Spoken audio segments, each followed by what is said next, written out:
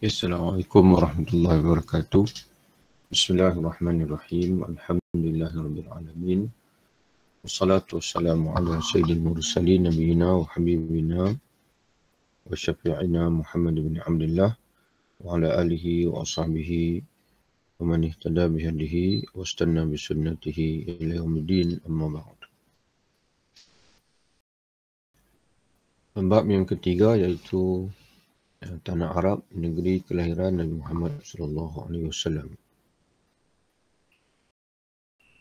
Tanah Arab telah diberi kemuliaan oleh Allah Subhanahu Wa Taala menjadi tempat lahirnya zaman insan paling agung di alam ini, iaitu Nabi Muhammad SAW. Sebelum Nabi Muhammad SAW, Tanah Arab telah pernah didiami dan diziarahi oleh beberapa Nabi yang mulia, antaranya Nabi Hud AS, Nabi Saleh AS, Shu'aib, Nabi Ibrahim dan juga Nabi Ismail AS. Sebelum Nabi Muhammad SAW, Tanah Arab pernah didiami. Setelah itu kena buang.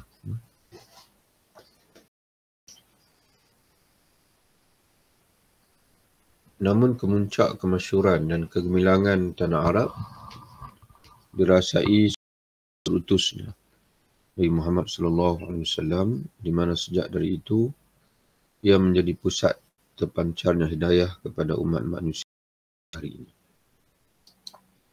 Jadi nabi-nabi yang disebutkan tadi ini merupakan nabi-nabi di kalangan orang Arab.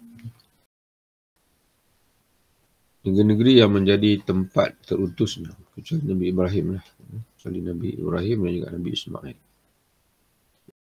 adalah nabi di kalangan orang Arab. Arba'atun, ada 4 di dalam hadis Nabi. Nabi 4 nabi adalah daripada Arab,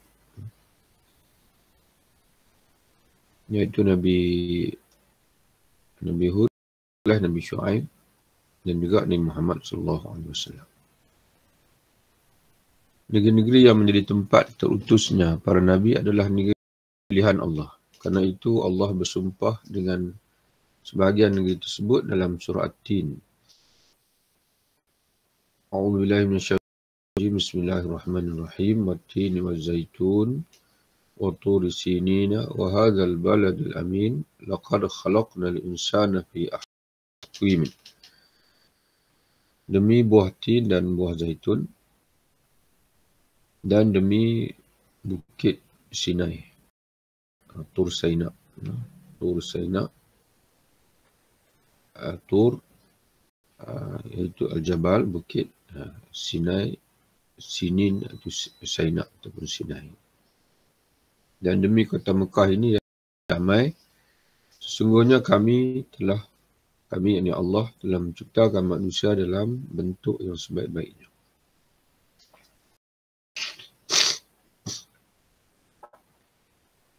Menurut sebahagian ulama, sebagaimana yang dikemukakan oleh Imam Ibn Katsir dalam tafsirnya, yang dimaksudkan dengan At-Tin dan Az-Zaitun ialah kawasan kedapatan banyak pokok tin dan zaitun, iaitu Maqdis, yang menjadi tempat Allah membangkitkan Nabi Isa AS. Tur Sina ataupun bukit ini pula ialah tempat di mana Allah bercakap dengan Nabi Musa AS, dan Al-Balad Al-Amin iaitu negeri aman damai Mekah, iaitulah tempat diutuskan Nabi Muhammad SAW. Ini kemuliaan lah. Jadi dalam surah At-Tin ini Allah Subhanahu Wa Taala berfirman, bersumpah, Allah bersumpah dengan 3 tempat yang di atas muka dunia ini, iaitu ataupun 3 negeri di atas muka dunia ini yang merupakan daerah yang paling baik, iaitu Palestin, yang diisyaratkan dengan wattini wa zaitun wa turi sinin, iaitu tempat Nabi Musa AS mendengar kalamullah, dan juga negeri Mekah, tempat Nabi lahir dan juga menerima wahyu yang pertama di situ. Asal-usul perkataan Arab.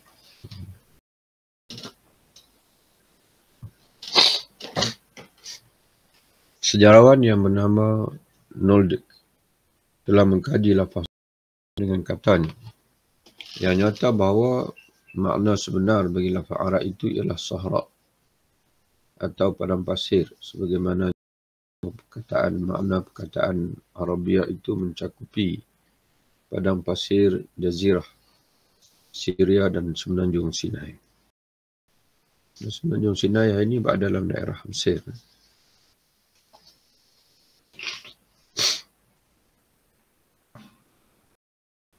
Kedua-dua perkataan Arab dan Arabia itu terdapat dalam kitab-kitab bangsa Greek.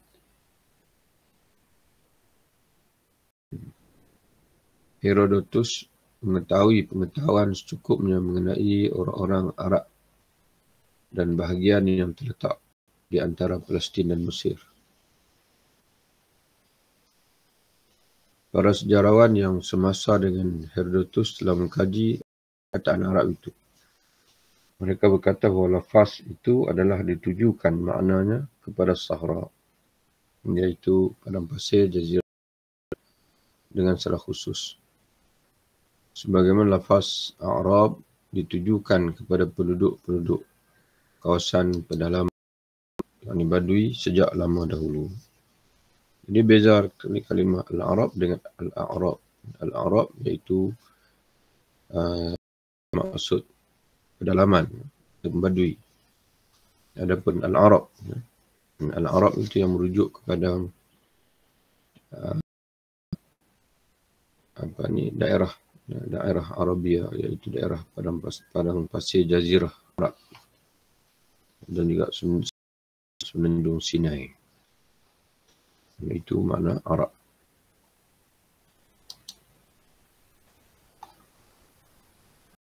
Di tanah Arab. Dari segi geografi, Semenanjung Tanah Arab terletak di bahagian barat daya benua Asia. Ia dikelilingi oleh Laut Merah di bahagian barat, Teluk Parsi di timur, Lautan Hindi dan padang pasir Syam di utara. Keduanya, keluasannya adalah lebih kurang 2 juta kilometer persegi. Memandangkan Semenanjung Tanah Arab dikelilingi laut, orang Arab menamakannya Jazirah Arab, Kepulauan Arab. Ini sebahagian menakalkan sejarah Islam Dr. Hasan Ibrahim Hasan. Dr. Hasan Ibrahim Hasan, asalnya bahasa Arab, Tarikhul Islam. Karya ini lebih kurang dalam berapa jilid? 8 jilid. Dan ada terjemahan ya. Ini karya terjemahan lah.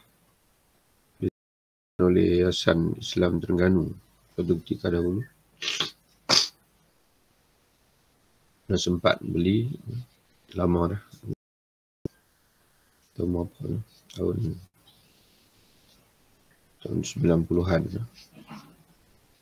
Tapi sekarang dah tak nampak lah keluar. Mungkin tak dijual dah. So.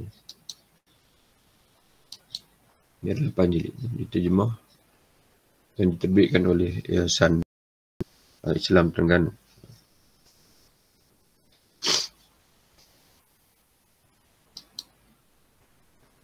Dan begitu juga Tamadun Dunia, terbitan Praja Bakti. Ini pun lama juga. Praja Bakti dulu ada satu buku, dia sebenarnya teks lah, teks buku SPM, tapi memang lengkap lah sejarah yang kalau tak lengkap pun belum menyeluruh. Ada menceritakan situ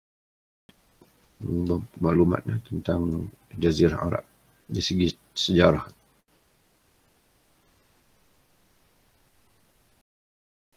Tanah Arab pada keseluruhannya adalah terdiri dari padang-padang pasir.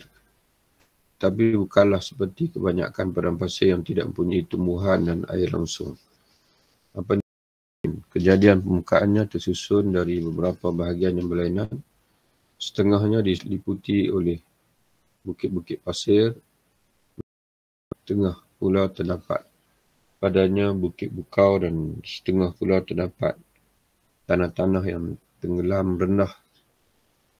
Ada pula yang terangkat tinggi.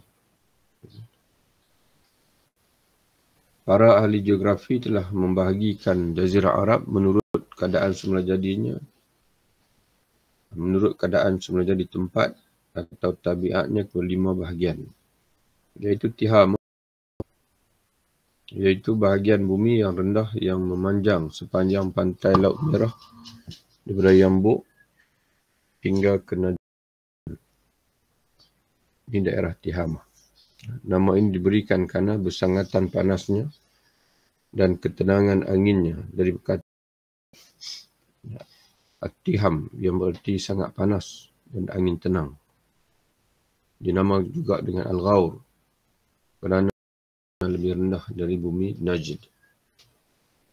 Ini salah satu daerah Najd, nanti pun akan disebut nanti. Hijaz, yang kedua Hijaz, di utara Yaman dan timur Tihama.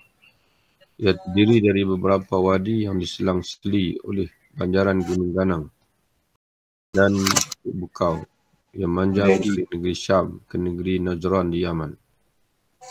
Gustav Le Bon telah menyifatkan daerah berbukit bukau di kawasan tengah dari bahagian daerah yang sederhana di sebelah utara menghadap Laut Merah. Terdapat padanya 2 bandar suci iaitu Mekah dan Madinah. Sebab dinamakan Hijaz kerana ia mendindingi antara Tihamah dan Najd. Hijaz mana hajazah, yahjizu. Hijaz mana benteng ataupun sekatan. Dinding lah. Dia menjadi dinding di antara Tihamah dan juga Najd. Sebab itu namakan sebagai Hijaz. Najd memanjang antara Yaman di sebelah selatan, pedalaman As-Samawar di sebelah utara. Kawasan ini bersempadankan Arab di timur. Najd ialah kawasan yang tertinggi. Ini kalau ada peta, tuan-tuan boleh search tengok dalam Google, boleh Google. Tengok peta nanti akan nampaklah lebih jelas daerah-daerah yang kita sebutkan dalam buku ini.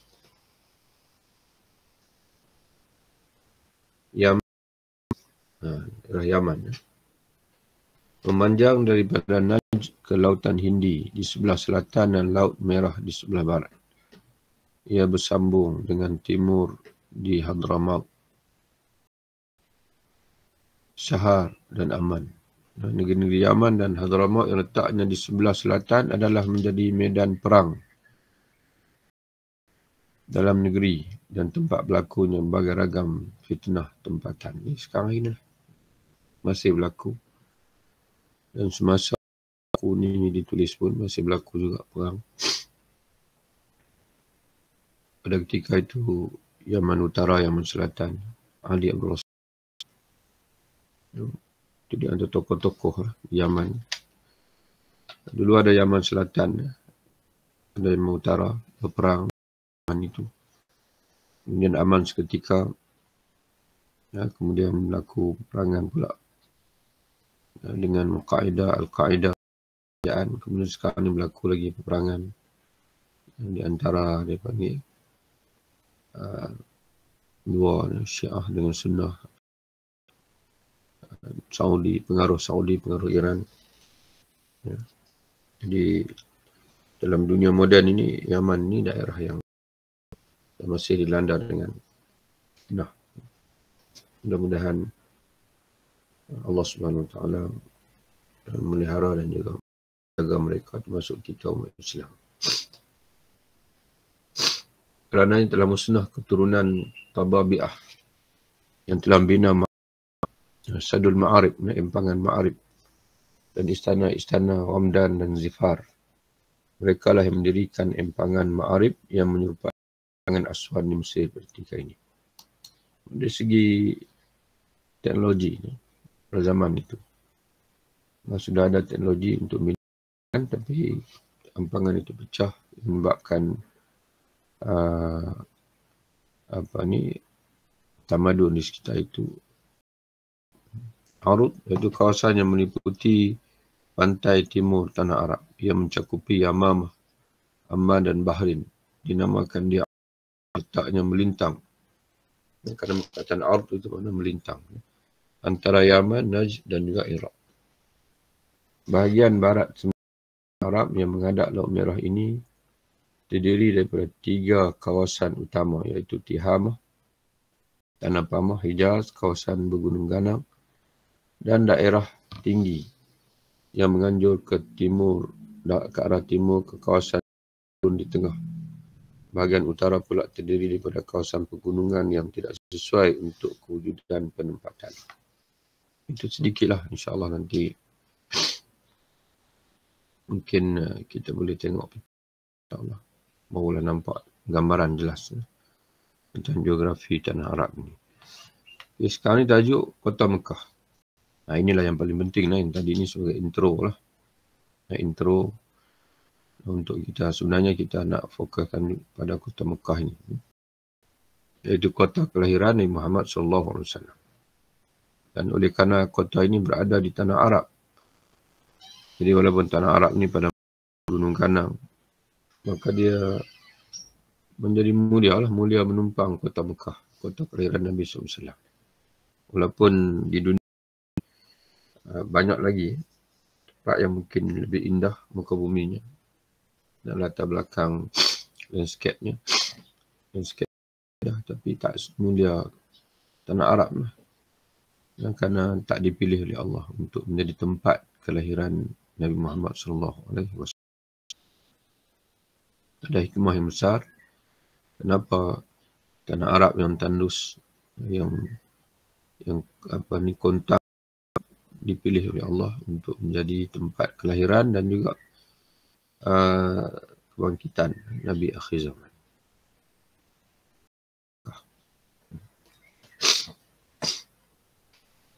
Di Kota Mekah ini maklumat ni kita ambil daripada Muhammad Rasul Dr. Majid Sahar dan Hayat Muhammad Dr. Hussein Haikal. Ini pun karya terjemahan. Dua-dua ni karya terjemahan. Hayat Muhammad Dr. Hussein Haikal ni Mesir. Dr. Majid Sahar ni tak pasti, tapi karya Arab lah, Muhammad Rasul Ta'akhir. Ini pun karya terjemahan juga. Kota Mekah, tanah kelahiran Nabi Muhammad SAW dan juga merupakan kota suci Islam, terletak dalam kawasan Hijaz. Dalam salah satu kawasan itu Hijaz tadi. Tihamah, Hijaz, Najd, Yaman. Jadi ini berada di mana? Dalam daerah inilah Hijaz.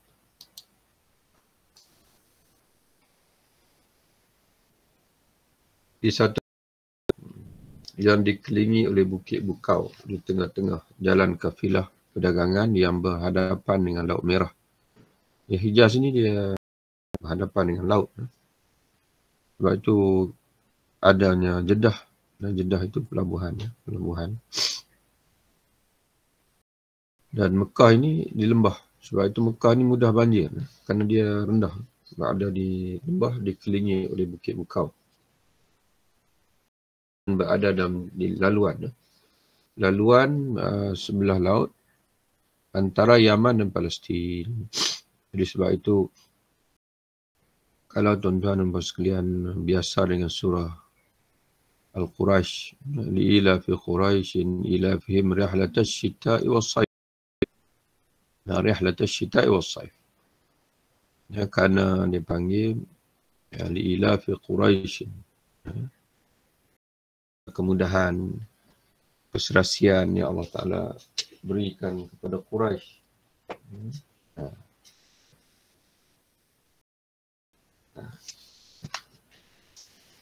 Kemudahan yang Allah Ta'ala berikan kepada Quraisy, kata Allah, Rihlat Asyita'i wa Saif, masuk untuk mengadakan perjalanan pada musim sejuk dan juga perjalanan pada musim panas.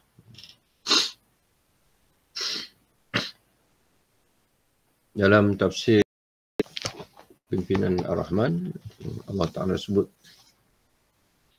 Allah Subhanahu Wa Ta'ala berfirman, li'ila fi Quraisyin, kerana kebiasaan aman tenteram kaum Quraisy, yakni penduduk Mekah, iaitu ila fi rihlat asy-syita'i was-saif, kebiasaan aman tenteram perjalanan mereka untuk menjalankan perniagaan pada musim sejuk ke negeri Yaman. Ya, kerana Mekah ni tengah, dan Mekah ni adalah penempatan Quraisy.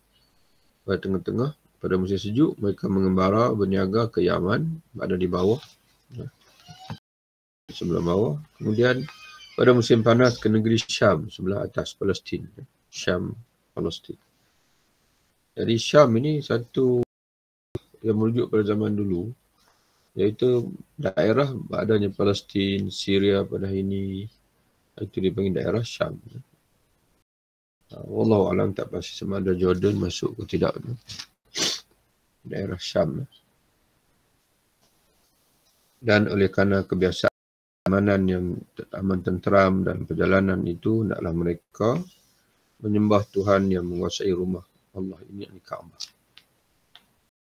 Memberi mereka kehidupan, menyelamatkan mereka dari kelaparan dan mengamankan mereka dari ketakutan. Jadi tuan-tuan sekalian, dalam Quran ni ada ayat-ayat yang tuan-tuan sekalian hanya akan faham kalau tuan-tuan faham geografi tanah Arab. Masuk surah ini kita baca surah Quraisy dan surah At-Tin tadi. Wat-tini wa zaitun, Allah bersumpah dengan Wat-turi sinin wa hadzal baladil amin. Dan dalam Quran dan dalam sekalian ayat yang menyentuh tentang geografi, selain daripada biologi, selain daripada astronomi dan sebagainya. Jadi sebab maksa orang dulu untuk mengkaji. Kalau tidak, mereka tak boleh faham Quran. Sebab itu orang hari ini, kalau orang dulu, dipanggil himmah dia tinggi. Ya. Jadi sebab itu dalam satu perkara yang selalu ditekan oleh ulama ialah ulul himmah. Mempunyai, dia panggil cita-cita yang tinggi. Orang yang ulul himmah ini, dia sentiasa nak tahu. Tidak berpuas hati dengan satu tahap pengetahuan, kemajuan. Dia sentiasa nak lagi. Untuk ulul himmah. Itu mereka bila baca dalam Quran, kita tak boleh nak faham ni ayat ini, melainkan kita kena kaji geografi. Jadi, maka kaji geografi, maka lahirlah penuan geografi. Bila baca ayat, jumpa dengan sirah, sejarah. Ya, kaum Ad, kaum Iram. Macam mana kita nak tahu? Maka lahirlah buku-buku sejarah, tulisan-tulisan sejarah. Imam Ibn Katsir menulis kitab Bidayatul Al-Bidayah wa Nihayah. Permulaan dan sejarah. 10 jilid, kalau tak silap. Dan dia juga menghasilkan tafsir. Dan Imam At-Tabari, Tarikh. Itu semua karya-karya orang Islam. Jadi orang hari ini dah sudah tidak ada ulul himmah lagi. Syekh Muhammad Al-Ghazali, orang dulu, oleh kerana Al-Quran itu standard dia tinggi, untuk memahami Al-Quran, mereka terpaksa mengangkat penguasaan mereka. Maka menjadilah mereka itu orang yang maju. Tapi orang ini, oleh kerana Quran tinggi, Quran itu, dan mereka pula rendah, mereka runtun Al-Quran. Dan mereka tarik Quran. Mereka runtun Quran untuk berada sama rendah dengan mereka. Maka menjadilah Al-Quran itu hanya untuk bacaan saja bagi mereka. Mereka dah tak nak tahu lagi. Tak nak tadabbur lagi. Baca tak faham pun biarkan. Yang penting kita baca cukup dah. Ambil berkat dan sebagainya. Sunnah Nabi pun nasib yang sama.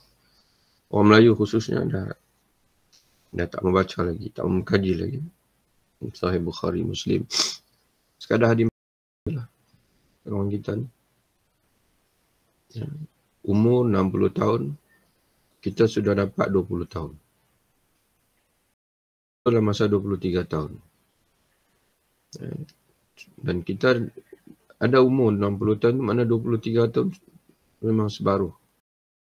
Jadi tidak ada alasan lagi untuk kita menyatakan bahawa kita tak cukup umur untuk mengkaji Al-Quran.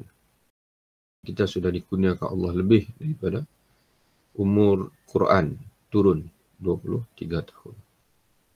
Jadi sebab itu tuan-tuan sekalian, walaupun dari segi bidang takhasusnya dan kelesaan untuk mengajar itu bidang adalah fiqh. Dan memang kalau nak mengajar fiqh ni tak perlu nak study sangat. Ya, maknanya dah biasa orang menguasai fiqh itu. Tapi benar-benar lebih suka mengajar tafsir. Dia hampir kalau tuan-tuan live Facebook 6 bulan Maghrib, mana boleh katakan keseluruhannya tafsir. Keseluruhannya adalah tafsir. Ini sikit-sikit saja. Lain. Tujuannya apa itu? Kerana anda ingin mengajak umat Islam semua, khususnya di Perlis ini, untuk bersama dengan Quran. Seboleh-bolehnya sebelum kita meninggal, kita menghembuskan nafas yang terakhir, kita melalui semua, kita mentadabur secara dengan kemampuan semua ayat dalam Quran. Kalau dimatin sekarang ni sudah melebihi, kerana dimatin ni dah mula lama. Hampir 7 tahun kalau tak silap. Kalau tak 7 pun 6 tahun. Jadi dimatin ni sudah dalam juzuk yang ke-12. Lebih separuh daripada Al-Quran. Dimatin. Sudah tafsir. Di tempat-tempat yang mahu juzuk 7, 8 dan sebagainya. Jadi anda pun mengharapkan tuan-tuan sekalian pun makna saki-baki umur ini beri pada Al-Quran. Untuk tadabbur, bukan untuk baca saja. Kerana Al-Quran ini diturunkan untuk hudal lil muttaqin, hidayah petunjuk.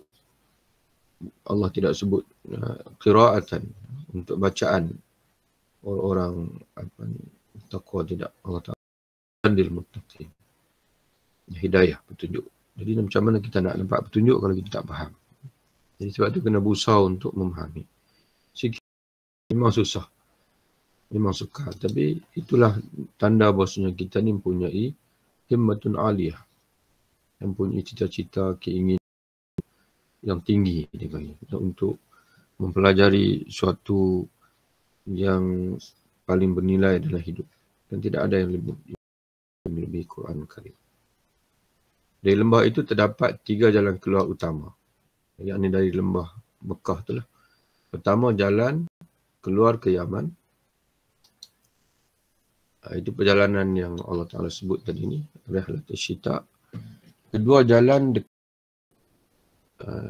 dekat Laut Merah. Dekat ni mana berhampiran. Jalan berhampiran Laut Merah di Pelabuhan Jeddah.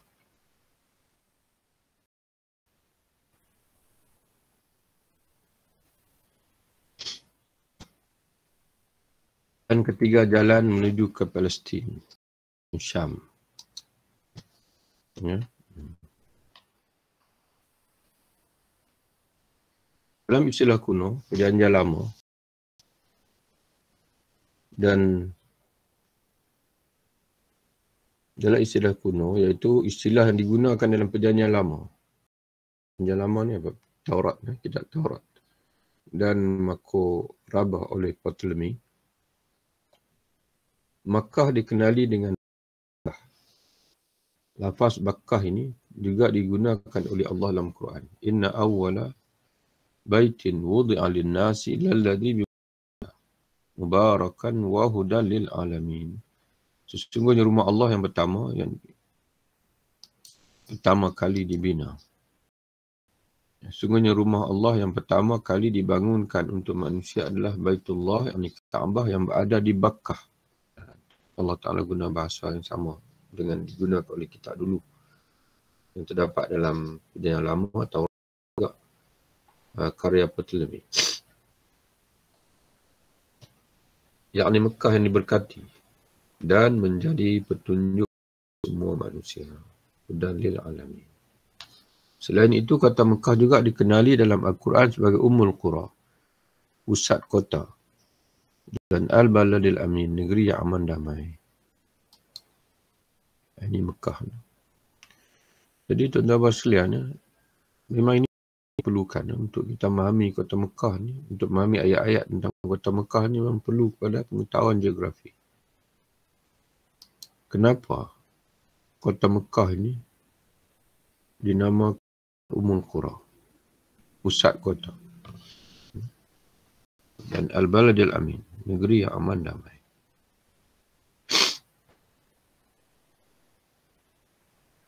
Al-Baladil Amin maknanya dan sekaliannya, sebab dia memang aman damai, kota yang paling aman insya-Allah. Sepanjang zaman, kalau berlaku peperangan pun mana dalam maknanya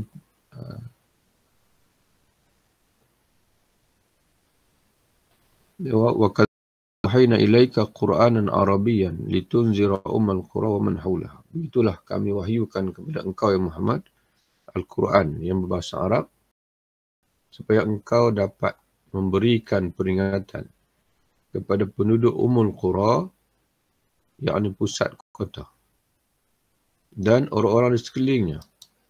Jadi Ummul Qura, dan juga peringatan kerana Rasulullah dilahirkan oleh Allah di akhir zaman untuk semua manusia. Bukan saja untuk di kota Tanah Arab. Jadi bila dipilih Mekah itu sebagai kelahiran Nabi dan juga permulaan wahyu, tercetusnya wahyu di situ. Maknanya mula turunnya wahyu di situ.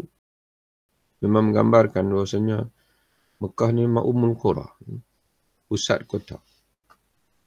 Memang strategik lah untuk lahirnya. Mesti ada satu sebab di situ. Dan satu lagi ditandai dengan Zam-Zam itu sendiri. Kelahiran Telaga Zam-Zam itu, yang berusia 3,500 tahun. Airnya tak pernah putus. Satu keajaiban lah. Watini wa zaitun wa turi sini wa hadzal baladil amin. Ini ayat yang kita baca tadilah untuk menjelaskan bahawasanya Mekah ini adalah Al-Balad Al-Amin, kota, negeri ataupun kota yang aman damai. Sejak sebelum Islam lagi, Mekah sentiasa dikunjungi oleh orang-orang Arab untuk beribadat, khususnya menunaikan haji mengikut syariat Nabi Ibrahim AS. Di samping itu, merupakan pusat perdagangan. Ia adalah pos utama bagi lalu lintas kafilah, sama ada yang datang dari arah Yaman atau dari arah Palestin atau Syam. Pada zaman Romawi dan zaman Byzantium. Jadi tuan-tuan sekalian, sejak bila bermulanya Mekah ini sebagai pos utama lalu lintas ini, kehadiran Nabi Ismail dan juga ibunya Hajar. Sejak dari situlah.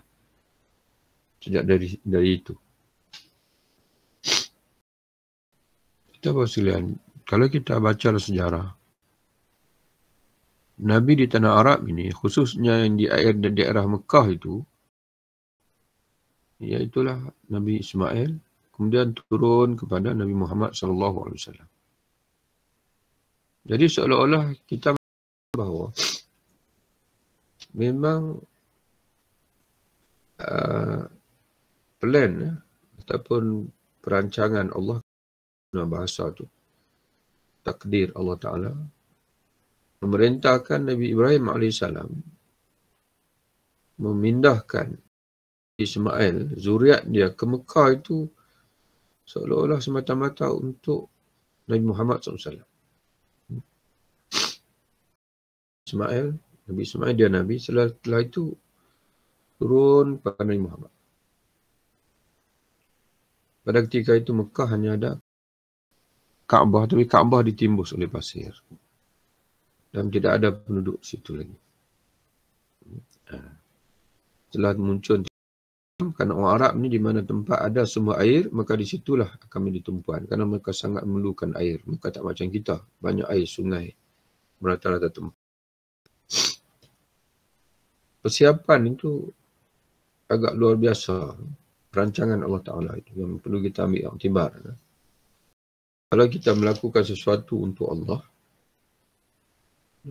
akan jadi berkat. Termasuk negeri yang kontang itu, di situnya muncul Nabi dan bakal munculnya Nabi yang mulia daripada zuriat dia, maka Mekah menjadi negeri berkat, aman damai yang menjadi sumber hidayah sampai ke hari ini. Yang dimaksudkan kita kata persiapan tadi ni. Nabi Ismail dengan Nabi Muhammad berapa jarak dia? Masa lebih kurang 2000 tahun. 2,500 tahun. Perancangan, perjalanan itu berlaku. Dan kering kontang. Tidak ada tanaman, tidak ada, bukan lembah yang subur. Tapi semata-mata kerana dia menjadi mambak al-hidayah. Jadi begitulah juga kehidupan kita ini. Kalau diri kita ini, kita setkan, kita atur menjadi tempat bertapak hidayah. Dalam hati kita ada Quran, mulut kita melafazkan Al-Quran, telinga Al-Quran, tubuh badan kita ini melaksanakan Quran, jadi kita akan jadi mulia. Semua benda atas muka dunia. Pusat kemuliaan lah. Tapi di daerah kita, contoh dalam qaryah kita, dalam kampung kita, di mana didirikan surau, didirikan masjid, maka otomatik tempat itu akan mulia. Dan nisbah pada diri pun sama juga dengan sekalian. Kalau kita berikan diri kita ini diri Quran, dipanggil tubuh Rabbani, dan ruh kita ni adalah ruh Rabbani, kita akan mulia dunia akhirat. Begitulah dipanggil ketetapan Allah Ta'ala sepanjang zaman. Sejak sebelum Islam, pada zaman Romawi dan zaman Byzantium, di Mekah diperdagangkan barang-barang dari India, Afrika Timur dan dari Laut Timur Jauh sampai ke negara-negara Mediterranean. Hasil-hasil keluaran dari timur dikapalkan ke Aden. Dari sana diangkut untuk menyusuri pantai barat Arabia menuju Mesir, Damsyik dan Eropah. Kota Mekah asalnya diasaskan oleh Nabi Ibrahim dan anaknya Ismail.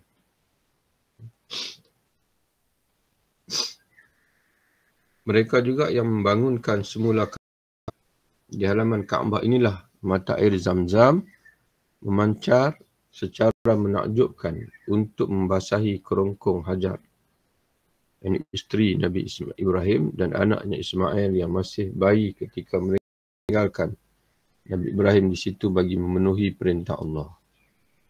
Sejak dari itu telaga Zam-Zam mana memberi perintah Allah supaya merintahkan supaya memindahkan zuriat dia dan juga isterinya ke kota Mekah yang merupakan satu daerah kota lah pada ketika itu, daerah yang sunyi sepi yang tidak ada penghuni. Sejak dari itu telaga Zam jadi satu-satunya sumber air utama di Mekah hingga ke hari ini. Bayangkanlah, Nabi Musa dengan Nabi Muhammad 2000, Nabi Muhammad dengan kita 1494 tahun. Ya, kalau melihat kelahiran lah, tarikh kelahiran. Jadi Zam-Zam ni sudah berusia 3,500 tahun. Tak pernah kering airnya. Kemudian Kaabah. Di tengah-tengah kota Mekah terdapat satu rumah yang dipanggil Kaabah atau Baitullah. Kaabah adalah rumah Allah pertama yang dibina di atas muka bumi ini. Kedudukannya sebagai rumah Allah yang pertama ditegaskan Allah dalam firman-Nya tadi, yang telah baca tadi, iaitu ayat 96 dalam surah Ali Imran, untuk menolak dakwaan palsu orang-orang Yahudi yang mendakwa kiblat itu Baitul Maqdis lebih dulu dibina dari kiblat kaum muslimin iaitu Kaabah. Tidak, Kaabah dulu, lebih dulu.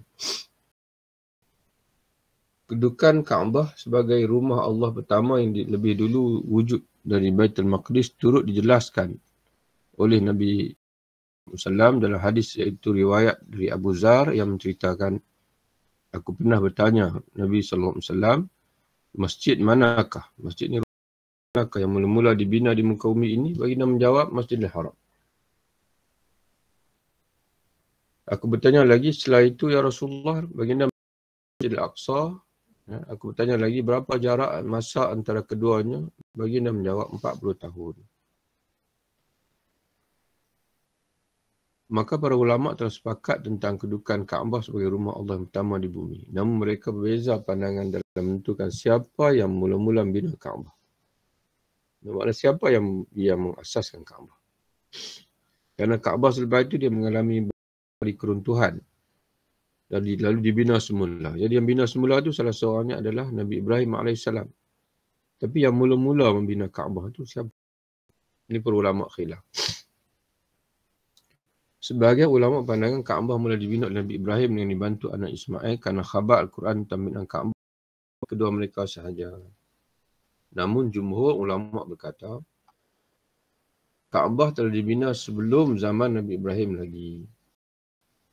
Imam Ar-Razi menjelaskan dalam tafsirnya Mafatihul Ghaib, majoriti ahli sejarah berpandangan bahawa Baitullah telah wujud sebelum zaman Nabi Ibrahim lagi melalui hadis Nabi SAW. Mereka juga berdalilkan dengan firman Allah, wa idh yarfa'u Ibrahimul qawa'ida minal bait wa Ismail. Dan ingatlah ketika Nabi Ibrahim bersama-sama Nabi Ismail mengangkat asas-asas binaan Baitullah Kaabah itu.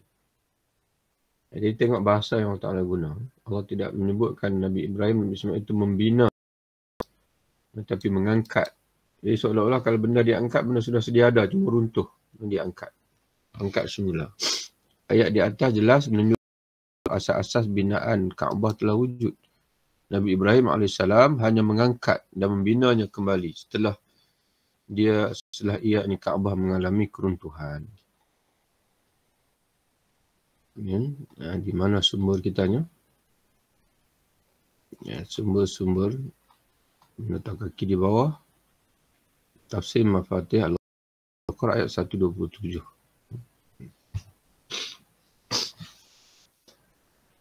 Terdapat hadis dari Nabi SAW menceritakan bahawa beberapa dahulu iaitu Hud, Saleh, Musa dan Yunus pernah mengerjakan haji di Baitullah ini Kaabah. Di antaranya hadis riwayat Imam Ahmad dan At-Tabrani dari Ibnu Abbas. Ibnu Abbas radhiyallahu yang menceritakan seakan Nabi melintasi lembah Usfan, yakni Wadi Usfan semasa menaikkan haji. Tanya kepada Abu Bakar, wahai Abu Bakar, lembah apakah ini? Jawab Abu Bakar, lembah Usfan. Kata Nabi, sesungguhnya telah melintasi lembah ini Nabi Hud, Nabi Saleh dan Nabi Musa dengan menaiki unta-unta mereka sambil bertalbiyah dan menaikkan haji di Baitullah. Jadi Nabi Hud ini, Nabi Hud, Nabi Saleh ini mereka lahir sebelum Nabi Ibrahim. Jadi seolah-olah Kaabah ini dia mana dikunjungi oleh mana sebelum zaman Nabi Ibrahim lagi lah. Jadi seolah-olah Nabi Ibrahim dan Nabi Ismail ini hanya dipanggil membina kembali Kaabah. Itu masuk Mekah itu sendiri. Setelah ditinggalkan beberapa zaman dan sebab mungkin berlaku keruntuhan Kaabah dan sebagainya menyebabkan tidak dikunjungi lagi ataupun hilang, kesan itu hilang ditimbus pasir. Dan di padang pasir ni dia sentiasa berubah, muka bumi itu sentiasa berubah dengan sebab padang pasir yang tidak pasir. Padang pasir itu dia tidak kekal, dia sentiasa beralih dengan sebab perubahan angin. Baik itu orang Arab jadikan bukit-bukit pasir itu sebagai panduan. Kerana Bukit Pasir itu mungkin satu ketika tu ada kanan, kiri dia diubah oleh kerana itu mereka menjadikan panduan itu bintang. Bintang-bintang itu sebagai panduan untuk bergerak mengembara pada sebelah malam di padang pasir. Musnad Imam Ahmad, Syu'abul Iman pun ada. Imam Al-Bahaqi isnad dan dhaif. Walaupun jumhur ulama mensepakati bahawa Kaabah wujud sebelum zaman Nabi Ibrahim lagi, namun mereka berikhtilaf tentang siapa yang mula-mula membina Kaabah. Sebagian mereka berkata Kaabah mula dibina oleh Nabi Adam AS. Sebagian lagi berkata ia dibina oleh malaikat sebelum lagi Adam berada di bumi. Di mana semua kita tu tafsir. Tafsir Jalalain, tafsir An-Nasafi. Dalam tafsir Al-Jalalain dijelaskan Kaabah mula dibina oleh malaikat sebelum lagi Adam diciptakan. Kemudian malaikat membina pula Baitul Maqdis itu 40 tahun selepas pembinaan Kaabah sebagaimana dinyatakan oleh hadis sahih tadi. Ini dalam tafsir Jalalain. Jadi ikut Imam Al-Jalalain dan surah Al-Imran ayat 96 jadi Suyuti, Imam Suyuti. Kerana tafsir Jalalain ada dua pentafsir. Daripada Al-Baqarah ada surah Isra, itu ditulis oleh Imam Suyuti. Dan selepas surah itu sampai kepada An-Nas, itu ditulis oleh Jaludi Al-Mahalli. Jadi Nabi sebut tadi beza jarak di antara Kaabah dengan Baitul Maqdis 40 tahun. Jadi kata Imam Suyuti, dua-dua Kaabah dibina oleh malaikat, Baitul Maqdis pun dibina oleh malaikat juga. Terdapat riwayat di Sayyidina Ali yang menceritakan Allah telah merintahkan para malaikat supaya membina sebuah rumah Kaabah di bumi dan bertawaf di sekitarnya. Kejadian ini sebelum Adam lagi. Kemudiannya Nabi Adam membinanya semula dan bertawaf di sekitarnya dan diikuti oleh Nabi-Nabi selepasnya. Apabila datang Nabi Ibrahim bin Kaabah itu disempurnakan pula oleh Nabi Ibrahim AS. Untuk kaki kita, rujukan kita 18 tafsir Al-Qurtubi. Menurut At-Taqiyul Fasi dalam kitabnya Shifa'ul Gharam, Kaabah pernah dibina 10 kali. Dibina sebanyak 10 kali Kaabah. Kali pertama oleh malaikat. Mula-mula lah, Kaabah mula-mula dibina oleh malaikat. Malaikat yang meletakkan batu asas. Dan oleh Nabi Adam. Yang tiga oleh anak Nabi Adam iaitu Nabi Syith. Yang keempat oleh Nabi Ibrahim. Yang kelima oleh kerajaan Amaliqah. Yang keenam oleh suku Jurhum yang bernama Al-Haris bin Mudad Al-Asghar. Oleh Qusay, Datuk Nabi Muhammad yang kelima. Ini kita akan ada setajuk nanti insyaAllah. Qusay ni, itu tajuk nanti di depan nanti keturunan Nabi Ismail di Mekah. Salah satu ni kita akan jumpa lah Qusay ni, Datuk Nabi yang kelima. Yang ke-8 oleh orang Quraisy di Nabi Muhammad yang turut membinanya. Jadi dalam sirah kita selalu baca Nabi Muhammad berlaku keruntuhan Kaabah ketika Nabi Muhammad diusir. Dan Nabi lah yang meletakkan Hajar Aswad semula di bucu Kaabah. Yang ke-9 Abdullah bin Zubair. Ketika dia menjadi khalifah, mana membina Abdullah bin Zubair ni, dia kerajaan dia sendiri yang sebab dia tidak mengiktiraf kerajaan Umawi dan dia sempat mentadbir membina kerajaan di Mekah dan dia cuba melaksanakan hasrat Nabi. Nabi menyatakan dalam ketika dia hidup, kalaulah tidak kerana orang Arab baru dengan Islam ini, nescaya aku akan runtuhkan Kaabah dan bina semula mengikut qawaid Ibrahim. Kerana binaan yang pada zaman Nabi itu tidak mengikut saiz dan juga qawaid Nabi Ibrahim AS. Tapi Nabi tak buat kerana nanti akan tomah kata Muhammad meruntuhkan Kaabah. Jadi apabila Abdullah bin Zubair, sahabat Nabi, dia mentadbir Mekah, dia cuba laksanakan hasrat Nabi itu. Dan dia membuat. Tapi bila dia dibunuh oleh Hajjaj Yusuf As-Saqafi, Kaabah itu dipindah semula ke 10. Yang ke 10 oleh Hajjaj Yusuf As-Saqafi. Mana Yusuf As-Saqafi ni dia mungkin atas kejahilan ya. Dia merasakan bahawa ataupun nak memadamkan pengaruh Abdullah bin Zubair ni, dia mengubah kembali Kaabah itu kepada yang asal. Yang asal yang dibina, mana yang tidak mengikut hasrat Nabi itulah. Kemudian apabila jatuhnya kerajaan Umayyah, naik kerajaan Abbasi, kerajaan Abbasi berusaha, mana berhasrat untuk bina semula Kaabah mengikut bina Abdullah bin Zubair. Tapi bila dia berjumpa dengan Imam Malik, kalau tak silap Imam Malik kata tak usahlah. Dah cukup-cukuplah. Jangan Kaabah ini menjadi mainan al-muluk, dia panggil. Mainan raja-raja pemerintah. Biarkanlah, kekalkanlah. Begitu. Sebab kalau bina lagi Kaabah, jadi maka dia menjadi, dia panggil apa? Hilang kehormatan Kaabah itu. Itulah 10, dia panggil 10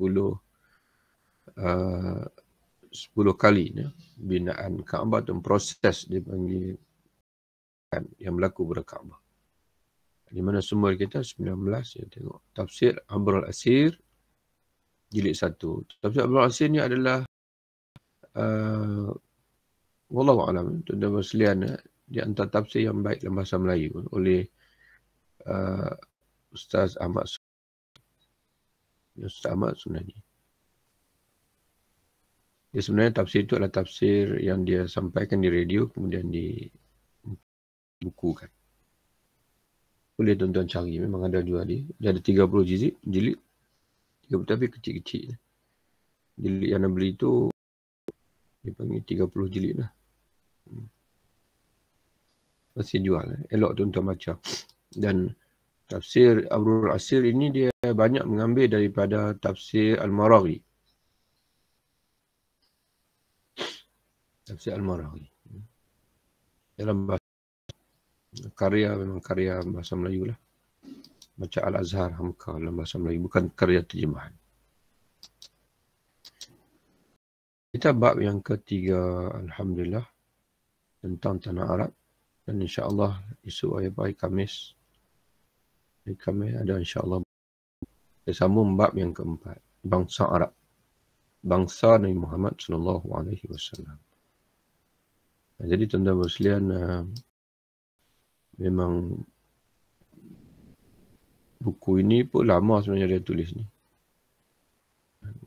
Buku ni lama juga sebab tu bahasa-bahasa yang diguna pun. Dan rujukan bahagian ada bahagian 3, bahagian 4 itu memang banyak menggunakan rujukan bahasa Melayu.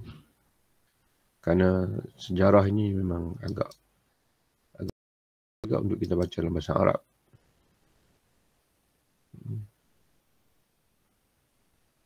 Kerana istilah tempat tu. Tempatnya juga. Apa ni, lebih selesa lah, terutama pada ketika ini.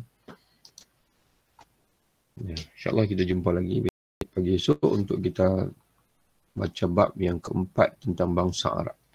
Sejarah bangsa Arab. Bangsa Nabi Muhammad SAW. Cepat kita baca, cepat sikit habis. Kita jumpa lagi insyaAllah. Wabillahi taufiq. Assalamualaikum warahmatullahi wabarakatuh. Waalaikumsalam. Salam, terima kasih Ustaz. Waalaikumsalam warahmatullahi wabarakatuh. Baik, terima kasih Ustaz.